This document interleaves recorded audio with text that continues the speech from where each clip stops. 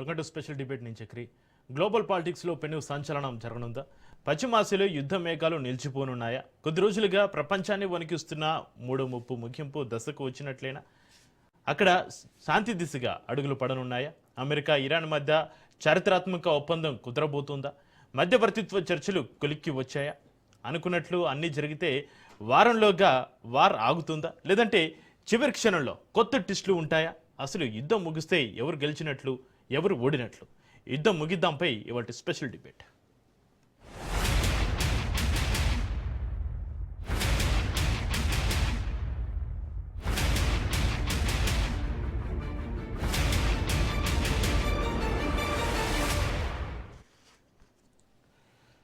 పశ్చిమాసియాలో ఉద్రిక్త పరిస్థితులు తగ్గే సమయం ఆసన్నమైంది. ఎటకేలకు అమెరికా ఇరాన్ దేశాల మధ్య ఘర్షణ ముగింపు దశకు చేరుకుంది. ఇరు దేశాల మధ్య ప్రాథమిక ఒప్పందం కుదిరే దశకు చేరిందని అమెరికా అధ్యక్షుడు స్వయంగా ప్రకటించారు.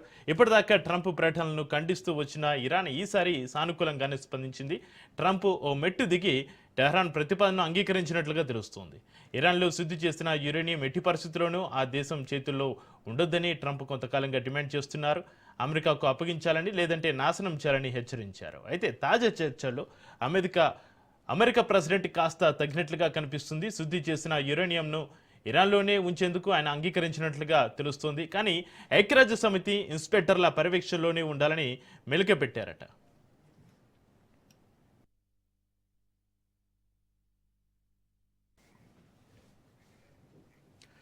యుఏఈ పాకిస్తాన్ మధ్యవర్తిత్వంతో అమెరికా ఇరాన్ అధికారుల మధ్య చర్చలు జరిపాయి. అమెరికాతోటి ఒప్పందం విషయంలో ఇంతకు ముందు లేనంత దగ్గరకు వచ్చామని ఇరాన్ విదేశాంగ మంత్రి అబ్బాస్ అరాక్చి తెలిపారు. చర్చలు పూర్తిన తర్వాత ఒప్పందానికి సంబంధించిన వివరాలు బహిర్గతం చేస్తామని, అప్పటి వరకు ఊహాగానాలు ప్రచారం చేయొద్దన్నారు అరాక్చి. శాంతి చర్చలపైన ఇరాన్ విదేశాంగ శాఖ మంత్రి అరాక్చి స్పష్టత ఇవ్వడంతో త్వరలోనే ఒప్పందం కుదురుతుందని అన్ని దేశాలు భావిస్తున్నాయి.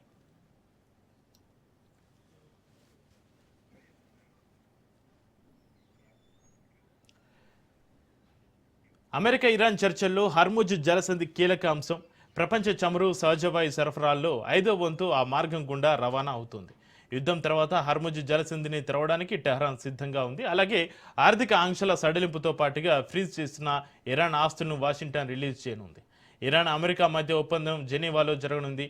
అమెరికా ఉపాధ్యక్షుడు జేడీ వాన్స్ సంతకాలు చేయనున్నట్లుగా సమాచారం. ఇప్పటికే 4 ఎయిర్ ఫోర్స్ C-17 విమానాలు యూరోప్కు బయలుదేరాయి. త్వరలోనే డీల్ కుదిరే అవకాశం స్పష్టంగా కనిపిస్తోంది.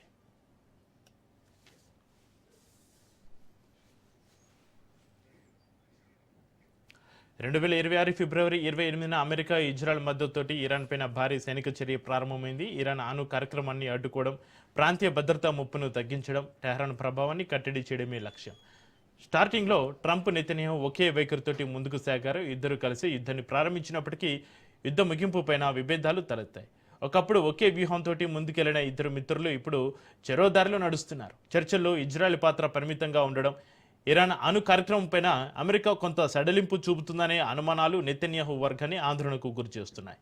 నవంబర్లో జరగనున్న అమెరికా మధ్యంతర ఎన్నికలు ట్రంప్కు కీలకం. అందుకే యుద్ధాన్ని ముగించిన నాయకుడు అనే గుర్తింపుతోటి ఎన్నికల్లోకి వెళ్లాలని డొనాల్డ్ భావిస్తున్నారు. మొత్తానికి చారిత్రాత్మక ఒప్పందానికి జెనీవా వేదిక కాబోతుంది. పశ్చిమాసియాలో శాంతి వర్ధిల్లుతుందో, లేదంటే ఆఖరి నిమిషంలో ఏదైనా ట్విస్ట్ ఉంటుందో చూడాలి. మరి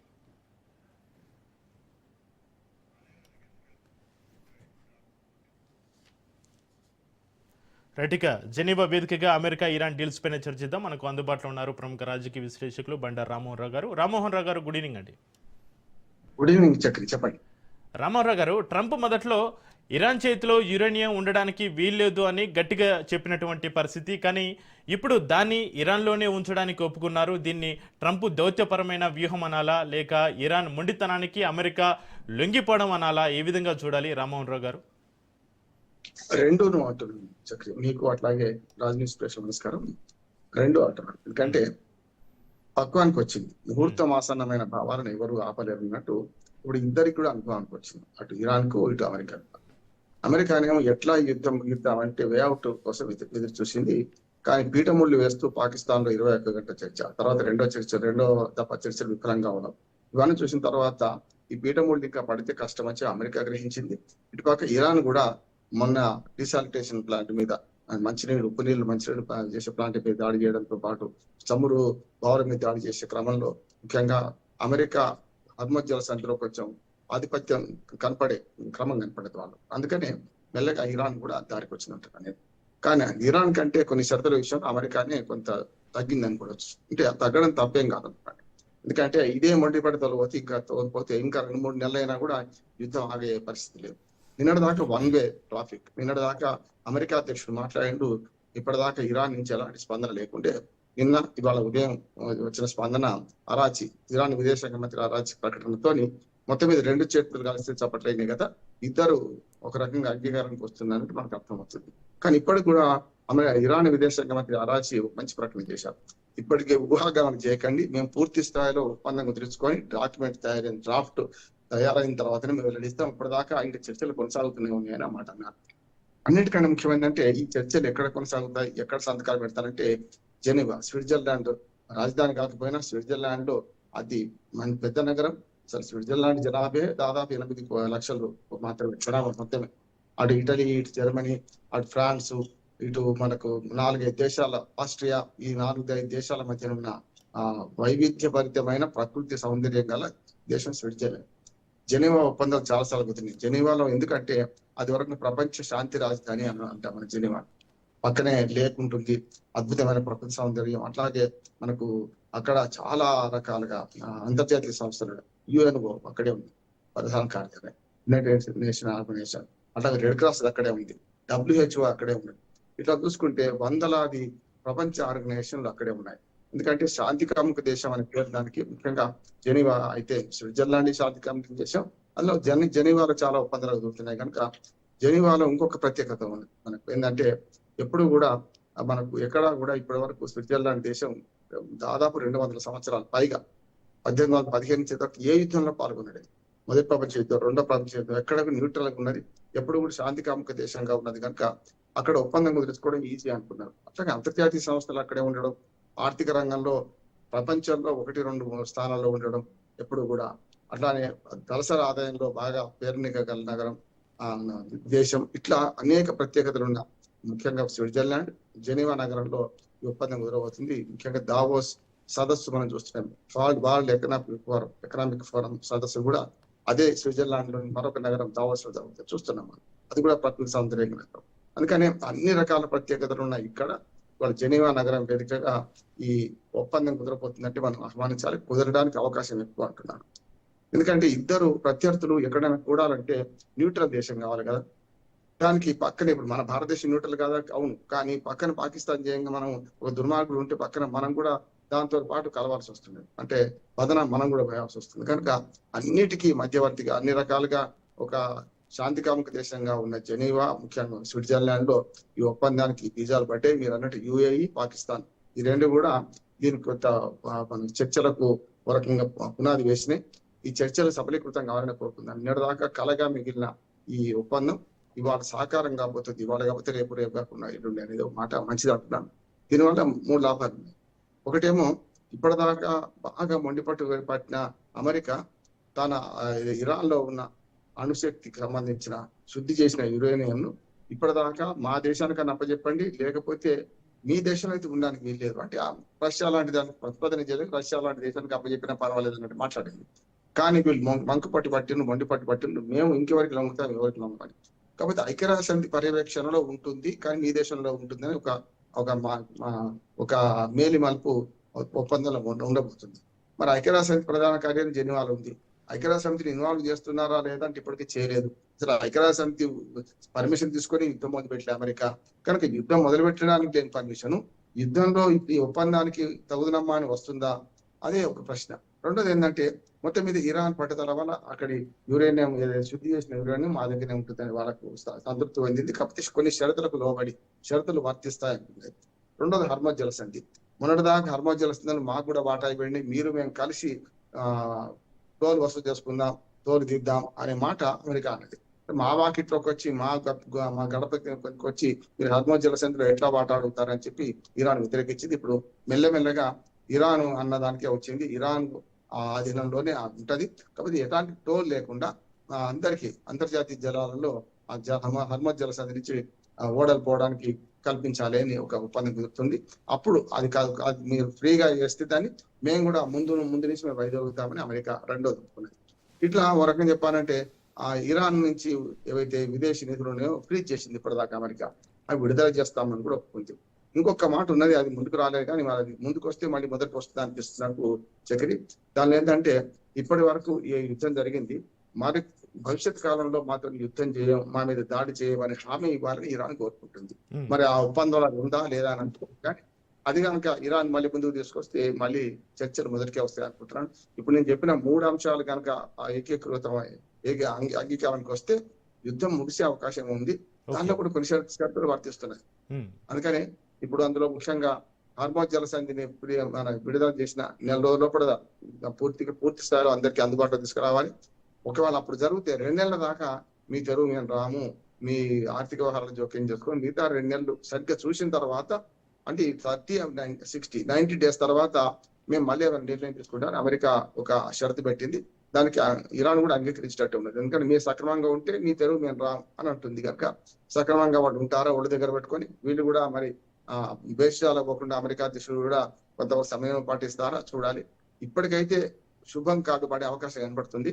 కానీ అమెరికా అధ్యక్షుడు మళ్ళీ ఏదైనా పిచ్చి ప్రలాపన మొదలుపెట్టింది అనుకోండి, మరి అటు ఇరాన్ కూడా మళ్ళీ మొదటికి వస్తుంది. చూద్దాం ఏందో. గారు, ఇక్కడ ఐక్యరాజ్య సమితి ఇన్స్పెక్టర్ల పర్యవేక్షణలో యురేనియం ఉంటుందని అమెరికా చెబుతుంది. కానీ గతంలో ఇరాన్ ఇలాంటి పర్యవేక్షణను చాలాసార్లు బురుడి కొట్టించినటువంటి సందర్భాలున్నాయి. మరి ఈసారి ఈ పర్యవేక్షణ ఎంతవరకు నమ్మదగిందంటారు? సరిగ్గా మీరన్న పాయింట్ నేను ప్రస్తావించాను. ఏమంటే ఐక్యరాజ్య సమితి ఇప్పుడు చర్చలలో ఎవరు ఇన్వాల్వ్ అవుతున్నారు? ఇటు పక్కనేమో పాకిస్తాన్, తర్వాత యుఏఈ, ఇరాను, అట్లానే అమెరికా. మరి ఇజ్రాయెల్ ఎక్కడ లేదు ఇందులో. నెంబర్ 1. రెండోది అమెరికా ఉపాధ్యక్షుడు ఇప్పటికే ఆయన ప్రయాణానికి సన్నద్ధమైండు. ఇప్పటికే ఆయన ప్రయాణానికి ఉపాధ్యక్షుడు పైన అధ్యక్షుడు పైన వారి కార్ల నుంచి మొదలు పెడితే అనేక అవసరాలు కూడా ఇక్కడి నుంచి తరలిపోతాయి. ప్రత్యేక విమానంలో ఆయన వెళ్తారు. అంతకు ముందే కార్లు అవన్నీ ప్రోటోకాల్ నిబంధనలు పాటిస్తారు కనుక అవన్నీ అక్కడికి వెళ్తాయి. కనుక అవి 4 విమానాల ద్వారా ఇప్పటికే పోయినట్టున్నారు. కానీ ఎక్కడ కూడా ఐక్యరాజ్య సమితి ప్రధాన కార్యాలయం జెనీవాలో ఉంది కదా, మరి వారిని సంప్రదించారా? అక్కడ జరగట్లేదు కదా. జెనీవాలోనే అదే సిటీలో ఈ ఐక్యరాజ్య సమితి ప్రధాన కార్యాలయం ఉంది. మరి అటువంటిప్పుడు వాళ్ళని సంప్రదించకపోతే వాళ్ళ పర్యవేక్షణకి ఎట్లా వస్తుంది? ఒప్పందంలో వాళ్ళు భాగమైనప్పుడు, లేకపోతే వాళ్ళ దగ్గర ఈ పత్రాలు సమర్పించినప్పుడు కదా వాళ్ళ పర్యవేక్షణ చేసేది. మీరు అనేది కరెక్ట్. ఎందుకంటే గతంలో కూడా చాలా సార్లు ఇటువంటి ఒప్పందాలను ఉల్లంఘించింది అని ఇరాన్ మీద ఆరోపణలు ఉన్నాయి. దానికంటే ముందు ఉల్లంఘించింది అమెరికా కూడా కదా. ఇప్పుడు అణు ఒప్పందం నుంచి ఇరాన్ అమెరికా మధ్యన గతంలో 2018లోనే, అంతకుముందు చాలా రోజులకి 12లో జరిగిన ఒప్పందము, 18లోని జరిగిన ఒప్పందాన్ని ఎప్పుడైతే 18లో అమెరికా అధ్యక్షుడిగా ట్రంప్ 17 నుంచి 21 దాకా ఉన్నాడు కదా. 2017 నుంచి 21 దాకా 18లో ఏకపక్షంగా రద్దు చేసుకుంది అమెరికా కదా. అణుశక్తి మీద ఒప్పందాన్ని, గతంలో కుదిరిన ఒప్పందాన్ని ఇదే ట్రంప్ పీరియడ్ లోనే మొట్టమొదటిసారి ట్రంప్ అధ్యక్షుడు ఉన్నప్పుడు 2018లో బేషరతుగా ఎలాంటి షరతులు లేకుండా ఆయన ఉపసంహరించుకున్నాడు. అంటే ఇరాన్ అడగకూడదు. ఇప్పుడేమో తగుదనమ్మా అని ఒప్పందం రమ్మంటారు. కనుక ఏమైనా ఉల్లంఘిస్తే ఇరాన్ కంటే అమెరికాని ఉల్లంఘించే అవకాశం ఎక్కువ అని నేను అనుకుంటున్నాను. ఇరాన్ అప్పుడు కూడా మేము బయటకు పోతా అనలే. ట్రంప్ వచ్చిన తర్వాతనే మేము దాని నుంచి వైదొలుగుతున్నాం ఒప్పందం నుంచి అని ట్రంప్ అన్నాడు. వాళ్ళంటే తప్పు, వీళ్ళు అన్నారు కదా. అందుకని ఇరాన్ మీద కొన్ని ఆరోపణలు ఉన్నా కూడా ట్రంప్ వచ్చిన తర్వాత ఇరాన్ చేసే ఘోరాల కంటే ట్రంప్ చేసిన ఘోరాలు ఎక్కువైనాయి. కనుక దానివల్ల ఇప్పుడు ఒక 4,000 ఒకవేళ అమెరికా చూపెడుతుంది కానీ 4,000 అమెరికా వైపే ఉన్నాయని నేను. ఓకే, అయితే రామారావు గారు, యుద్ధాన్ని కలిసి ప్రారంభించిన ట్రంప్, నెతన్యాహు ఇప్పుడు చెరోదారిలో నడుస్తున్నటువంటి పరిస్థితి. ఇరాన్ అణు సామర్థ్యం పూర్తిగా అంతం కాకుండా ఈ ఒప్పందం కుదిరితే ఇజ్రాయెల్ భద్రతకు అమెరికా ముప్పు తెచ్చినట్లు కాదా రామారావు గారు? అందుకనే చక్రి అందుకనే నెతన్యాహు స్పష్టంగా చెప్తున్నాడు, పాముకు ముంగిసకు అట్లాగే ఎలుకకు పిల్లికి ఉన్నంత వైరం ఉన్నది, సమస్య లేదు. మీరు కప్పకు పాముకున్నంత వైరం ఉన్నది. మీరు ఒప్పందం కుదుర్చుకుంటే మా భద్రతకు నష్టం అని నెతన్యాహు వ్యతిరేకిస్తున్నాడు ఈ ఒప్పందాన్ని. ఇరాన్ ను పూర్తిగా సమూలంగా నేలమట్టం చేసేదాకా విశ్రమించాలని ఇరాన్ తీసుకొని కూర్చున్నది. దాంతోపాటు లెబనాన్ లో హెజ్బుల్లా దాడులు పెరిగినాయి కనుక లెబనాన్ మీదకి వెళ్ళి మా మీద దాడి చేస్తున్నారు, మా ఇజ్రాయెల్ ఉనికిని ప్రశ్నిస్తున్నారు. కనుక ఆ తీవ్రవాద సంస్థలు పోషిస్తున్న ఇరాన్ ను సక్రమ మార్గాలు పెట్టాలని నెతన్యాహు కోరుతున్నాడు. నెతన్యాహును ఈ ఒప్పందానికి ఇష్టపడిన నెతన్యాహును ఇచ్చివాడని, నువ్వు జైల్లో ఉండవలసిన వాడివని, నిన్ను నేనే రక్షిస్తున్నానని చెప్పి అవాకు చౌకీలు పెట్టి వెళ్ళింది ట్రంప్ కదా. కనుక ఇప్పుడు ఇరాన్ అధ్యక్షుడు ఏం మాట్లాడడం లేదు. ఓ రకంగా చెప్పాలంటే సైలెంట్ చేసిండేమో, ఎందుకంటే ఇట్లాంటి బెదిరింపు కూడా ఇజ్రాయెల్ అధ్యక్షుడి మీద, నెతన్యాహు మీద పనిచేసిందేమో అని నేను అనుకుంటున్నాను. చాలా సార్లు ఇప్పుడు కొన్నిసార్లు మాటల బలం కంటే తుంపిల బలం ఎక్కువ చూపెడతా అంటాడు మనకు ట్రంప్. కనుక ట్రంప్ చాలా తీవ్రంగా పరుష పదజాలంతో నెతన్యాహుని అన్నాక నెతన్యాహు ఒక మాట అనలేదు. అప్పుడేం జరిగిందో మనకు తెలియదు, కానీ ఫోన్ మాట్లాడుతూ నెతన్యాహునే అడ్డగోలుగా తిట్టారని, మిమ్మల్ని రక్షిస్తుంది నేనే అని చెప్పి, లేకుంటే జైల్లో కూర్చుంటావు అని చెప్పి ట్రంప్ బెదిరించిన తర్వాత ఆయన మళ్ళీ బయటపడి అట్లా అనలేదు అని అన్నాడని చెప్పలేదు. కనుక ఇప్పుడు నెతన్యాహు సమయం చూసి, అంటే కాలంబు రాగానే కాటేసి తిడతాం అన్నట్టు చూద్దాం ఏం జరుగుతుందో అని చూస్తున్నాడు అని నాకు అనిపిస్తుంది. నెతన్యాహు మాత్రం చాలా కట్టర్ గా ఉన్నాడు. లెబనాన్ మీద దాడి చేస్తూనే ఉన్నాడు, అటుపక్క వాళ్ళని తరిమి కొడుతూనే ఉన్నాడు, ఇటుపక్క హెజ్బుల్లా దాడిని కూడా తట్టుకుంటా ఉన్నాడు. దీంతో పాటు ఇజ్రాయెల్ ప్రధాన శత్రువు ఇరాన్ ను కనుక దగ్గర తీసుకుంటే మొదలు పెట్టమని దేవుడు యుద్ధం, మేము మళ్ళీ మా మానని మేము బోధం కదా, మరి ఇప్పుడు మీరు మొదలు పెట్టిన ముగిస్తాం మీరు అంటున్నారు, మీ ఇద్దరి మధ్య ఒప్పందం కుదిరి నా సంగతి ఏందని ఇజ్రాయెల్ అడుగుతుంది. ఖచ్చితంగా వాళ్ళ హక్కు కూడా అంటున్నది. చూద్దాం. నా ఉద్దేశం ఏంటంటే అమెరికా ఇరాన్ మధ్యన ఒప్పందం ఇజ్రాయెల్ కట్టుబడి ఉంటుందా లేదా అనేది భవిష్యత్ కాలమే చెప్తుంది. రామారావు గారు, ఇక్కడ చర్చల్లో ఇజ్రాయెల్ పాత్రను అమెరికా చాలా పరిమితం చేసింది. ఒకవేళ ఈ జెనీవా ఒప్పందాన్ని నెతన్యాహు పూర్తిగా వ్యతిరేకిస్తే అమెరికా మాటను పక్కన పెట్టి ఇజ్రాయెల్ ఒంటరిగా ఇరాన్ పైన దాడులు చేసే సాహసం ఏమైనా చేయగలుగుతుందంటారా? చేయదు. అమెరికా సహాయం లేకుండా ఇజ్రాయెల్ దాడి చేయడానికి వెనక, కాకపోతే సమయం వచ్చేదాకా కావద్దు అంటున్నాను. అంటే ఇప్పుడు పెళ్లి జరుగుతున్న కారణం శుభం కోరిన పెళ్లి కొడుకు అంటే ఇంకేదో కొన్నట్టు, ఇప్పుడు ఇజ్రాయెల్ కనుక ఏ తోక జాడించినా ప్రపంచవ్యాప్తంగా దాని నిరసనలు ఎదుర్కొంటది. కనుక నెతన్యాహు చాలా అనుభవజ్ఞ నాయకుడు. ఇంకోటి ట్రంప్ వాళ్ళు ఉంటాడు పోతాడు, ఇజ్రాయెల్ అధ్యక్షుడు తానే ఉంటాడు కదా చాలా రోజులు. అందుకని ఇక్కడ ఏంటంటే ప్రతి 4 ఏళ్లకోసారి అధికారం మారుతుంది అమెరికాలో, అధ్యక్షుడు మారుతుంటారు. కానీ ఇజ్రాయెల్ అట్లా కాదు, జీవితకాలం పదవుల్లో ఉన్నవాడు ఉన్నారు ఇజ్రాయెల్లో. కనుక అట్లా చూసుకుంటే నెతన్యాహు శాశ్వత నాయకుడు, ట్రంప్ తాత్కాలిక నాయకుడు. ఇంకో 2.5 ఏళ్ళు ఆయన పదవి అయిపోతుంది చూస్తున్నాం. కనుక అట్లా కాలం వచ్చేదాకా ఆగుదామని, అమెరికా అధ్యక్ష పదవి చేతులు మారేదాకా ఆగుదామని అనుకోవచ్చు కూడా, చెప్పలేము. రెండోది ఏంటంటే యూరోపియన్ కంట్రీస్ అన్ని శాంతి కోరుకుంటున్నాయి, గల్ఫ్ దేశాలని శాంతి కోరుకుంటున్నాయి, మనలాంటి న్యూట్రల్ ఉన్న దేశంతో పాటు అగ్రరాజ్యాన్ని రష్యా, చైనా కూడా శాంతి కోరుకుంటున్నాయి కదా. ఇన్నిటి మధ్యన ఇప్పుడు ఇజ్రాయెల్ ఒకటి తోక జాడిస్తే దాని ఎంబడి ఎవరు ఉండరు అనుకుంటాను. అందుకని ఇజ్రాయెల్ కూడా కొంత ఈ రెండింటి దేశాలకి చూద్దాం నష్టం ఉన్నది, మా కోసం అమెరికా వచ్చింది, మమ్మల్ని విడిచిపెట్టి అమెరికా వాళ్ళతో పోతుంది, ఇరాన్ తోని ఒప్పందం తీసుకోబోతుంది, చూద్దాం జరిగే పరిణామాలు గమనిస్తుంటే తర్వాత కనుక ఇరానే కనుక మళ్ళీ తోక జాడించి ఏది హెజ్బుల్లా హోతీతోని హమాస్ తోని మిగతా దేశాల మీద పడ్డది అనుకోండి, అప్పుడు మళ్ళీ యుద్ధం మొదలవుతుంది అంటున్నాను.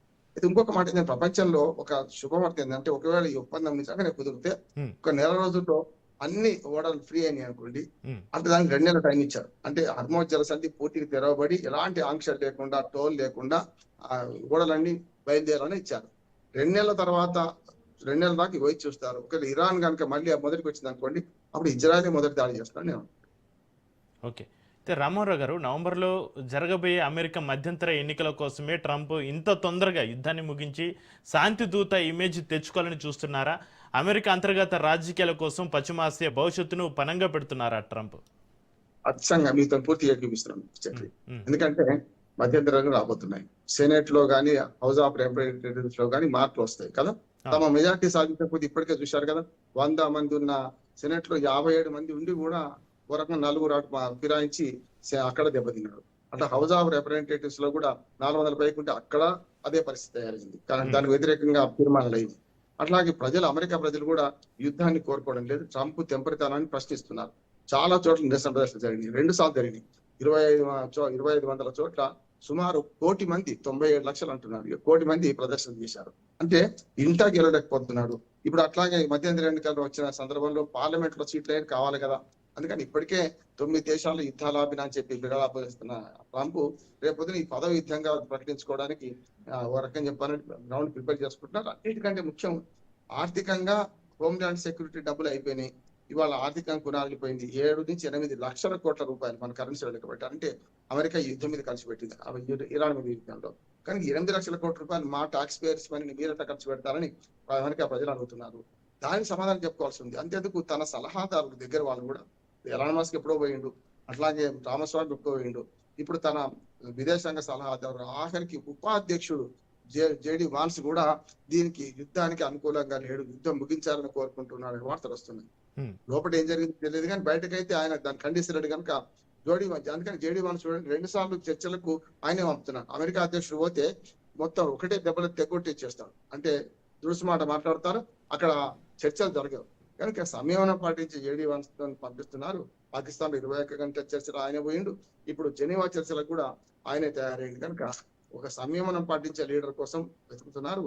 ఈ యుద్ధం సరైంది కాదు అని అమెరికా ఉపాధ్యక్షుడు భావిస్తుండడం వల్లనే ఆయనను ముందటేసి మొత్తం మీద ఈ చర్చలకు దారితీసిందని నేను అనుకుంటున్నాను. కనుక ఇంటా బయట మొత్తం శత్రువులను ఎదుర్కొంటున్న ఒంటరి అయిపోయిన ట్రంప్ ఏదైనా వేయాడు చూసుకొని బండ కింద చేయనప్పుడు దాన్ని బయటకు తీసుకునే ప్రయత్నం చేస్తున్నాడు. దానికి అనుగుణంగానే మీరు అన్నట్టు అన్ని ఉన్నాయి ఇందులో.